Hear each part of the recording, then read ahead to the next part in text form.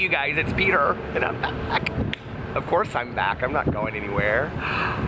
I'm YouTube famous now. Here we come for redneck gay old day. And I am right here on Ocean Drive in Miami, staying at the beautiful Victor Hotel. It's like my second favorite hotel in the entire world, next to the Cosmopolitan in Las Vegas. And so I thought, well, when it's a Thursday afternoon and Ultra Music Festival hasn't started, and you're sitting by the pool all day long with your husband, sexy, why not a video? And why not a story time video? Because you guys seem to love the story times. So I came on the other side where the sugar factory is, and I wanted to put this in the background. I'm sure you guys are probably having a really hard time hearing me because the street and the music and the wind and everything like that, but I thought I want to have one video that's like this beautiful background other than my vlog. I'm vlogging our entire trip. It's on my vlog channel below called Peter Vlogs. Please go follow it. It means the world to me. We're having such a blast down here, and it's like a living diary. It's been really fun to like vlog it so far. I vlogged yesterday and I did like so many clips, and yesterday I'm getting anyway, so we've just had a total blast. But and we're super excited about the music festival. But I was sitting there and I was talking to Alex, and I was like, I want to do a story time today that has something to do, you know, with my life, but obviously because that'll be my story time. But I don't really know which one to do. What's the story time I should do? And he was like, why don't you talk about the first time that you ever went to Florida, since you're in Florida? And I was like, you know, I think we tend to think of like story times as being like drunk story times or stalker story times, because that's a lot of what's on YouTube. But I was like, you know, so many of the people that watch my videos, oh my God, I love this Kygo song so much. I don't know if you guys can hear it. It's probably demonetizing my video right now, but it's like one of my favorite songs in the world.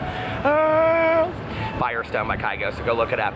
Anyway, so many of the people that watch my videos are like, you know, women that have kids and have families and all those kinds of things, or you know, like people that are like in college and getting ready to go start their lives and have kids. And I was thinking about like the first time that I ever went to Florida was actually with my dad, because when my parents were divorced when I was 8, they were separated when I was 5, so I went back and forth, and I always spent Easters and spring break with my dad.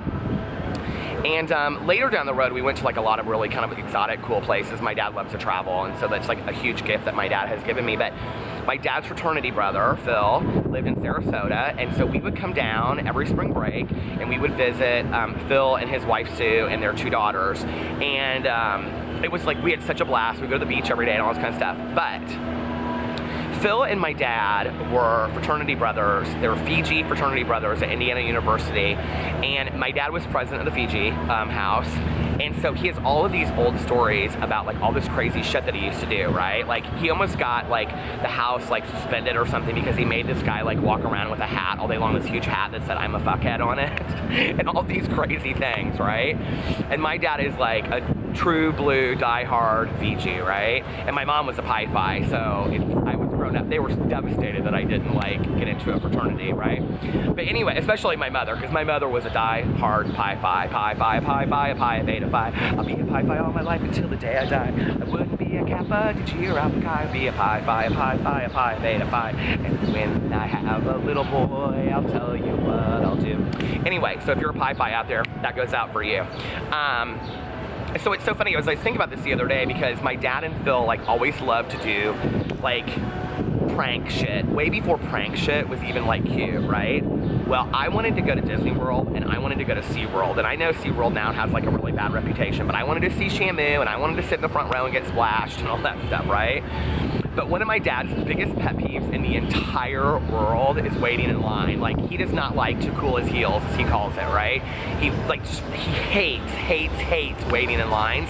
Like, if he goes somewhere to eat and there's a line and he has to wait 5 minutes, he will leave. And it's not literally, it's not a sense of entitlement at all. He just does not feel like there's any necessity in the world to wait for anything. He just like, he hates it, right?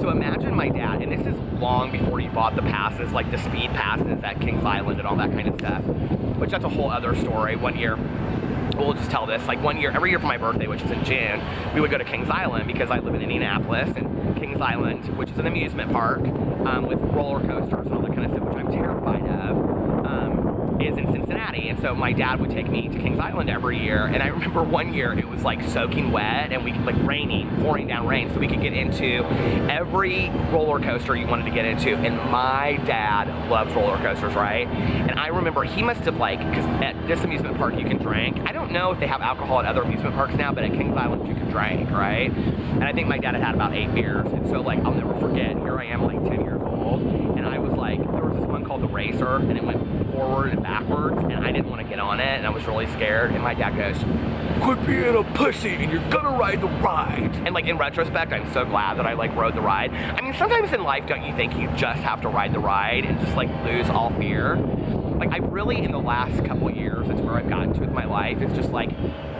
not being afraid to ride the ride. Just go into it full force, and you know, it was funny, we were sitting by the pool today.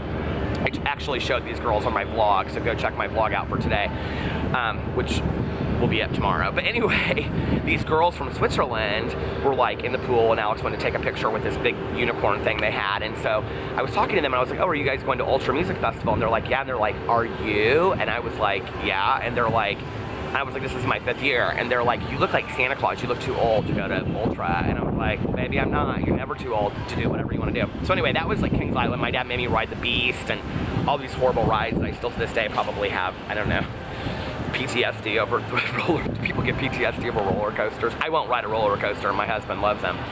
So anyway, Phil and my dad like decide that they're gonna take me to SeaWorld and to Disney World, but they don't want to wait in any lines, right? This is so bad, I can't even believe I'm telling this story, but this is totally my dad. So my dad and Phil, probably after like, I don't know, a couple too many, you know, gin and tonics one night while they're down there on vacation, decide that they are going to scheme up this whole thing that I'm a wish kid and that my last dying wish is to go to SeaWorld and Disney World.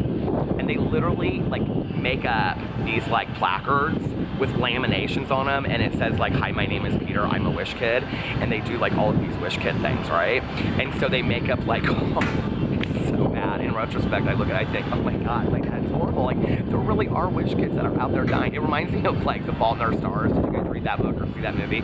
It's hands down one of my all-time favorite movies of all time. And when Augustus Waters looks at what's her name, Hazel Grace, and he goes, you didn't waste your wish on Disney World, did I? And she goes, I was 12, what did I know, right? But anyway, so my dad and Phil make up these placards, right? And it says like, it says their names, like Phil and Larry, and then it says like Wish Kid Foundation on it, right? And we literally got into SeaWorld, sat in the front row for everything. Disney World did not wait in a line. I did not have any idea, because I'm like, at the time I'm probably 8, so I had no clue that I was a wish kid. Like I had no idea, right? I just knew that everybody was super nice to me, and my experience at Disney World was amazing. I mean, we literally did everything at Disney World in probably 2 hours. Like I remember like my favorite 2 things, which one of them my dad said wasn't even a ride, was the Swiss Family Robinson Treehouse. Like that's the kind of shit that I love, right? Why am I cracking up so much for this? My dad's just so funny. My dad is like one of the funniest guys. True story, okay? If my dad wants something, like my dad and my husband are very similar to this. If my dad wants something, he will not let anything stop him from getting in, right? And my dad so bad wanted to go to the US Open. Like my dad loves. I come from a big tennis family. My mom played tennis, my dad played tennis, my stepmom played tennis professionally. And so they go, my dad and my stepmom go to Wimbledon and the French Open and all this kind of stuff, right? Well, when my dad and my mom got divorced, he wanted to go to the US Open in New York City, right? I think it's in Flushing Meadows. But he couldn't get tickets, and he wanted to be courtside, right? He's like, no, ma'am, I'm gonna be courtside. So my dad made up a thing like that, like a press pass, it's in Sports Illustrated, and he wore like cut-off jean shorts and like an old t-shirt and like a trucker hat, and went on there like he was a Sports Illustrated photographer, and had this huge Canon camera, and got courtside with Bjorn Borg and Yvonne Lindell and all of those people back in the day that were like big deals, you know, like Chris Evert Lloyd and John McEnroe and all of those people, you know, like Martina Navratilova, you know, all those huge, I mean, my dad to this day has like pictures of them like literally right there, you know. So funny, because that was like before the selfie, when you would like take a picture of the person behind you, and like nobody did that. Do you remember, when did that all start, that you take the selfie? Like, God, who invented the fucking selfie? I want to know who invented the selfie. So, that's maybe what I'll title this video, even though nobody will care.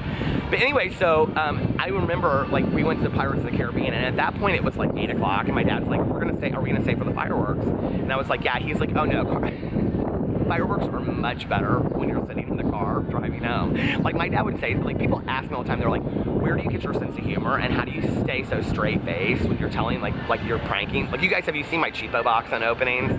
So I make up these fake boxes, right? And I call them cheapo boxes, and people are like, they think they're real. And so it's so funny because people are like, how do you stay so straight faced or all this? My father can like do the most hilarious thing in the entire world, total straight face. I owe my father my sense of humor. I adore my father for giving me that sense of humor.